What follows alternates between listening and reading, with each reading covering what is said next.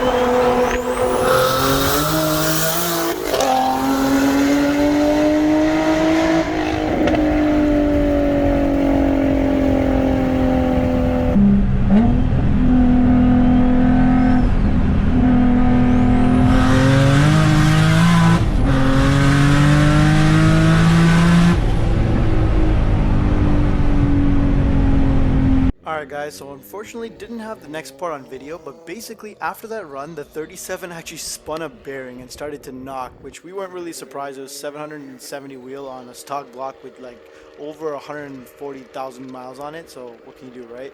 He's actually in the process of building that motor right now, so it's going to be coming back soon, even bigger and stronger. We had a bunch of runs lined up for the G35, but even that started to push coolant right after these runs, and so it started to overheat, so I had to get that thing home as quickly as possible. Now, it's a known issue with high horsepower VQ builds, but I think it's just the Tomei head gasket in this case not being able to handle the power, because we have seen upwards of 900 wheel horsepower being held on the VQ block with just a Dynosty head gasket and L19 head studs. So we're also seeing no more than 24 psi on these pulls, and not the full 29.5 psi, so it definitely did not make a full 883 wheel on the street, which I think was due to clutch slip. So we got a new clutch coming in, and we'll see how that goes. The rest of the video is just going to be some sick pulls we saw, followed by some pulls in the G from the original 800 horsepower plus video, in case some of you missed it or are new here. So enjoy your stay, and make sure you guys subscribe and enjoy the rest of the video.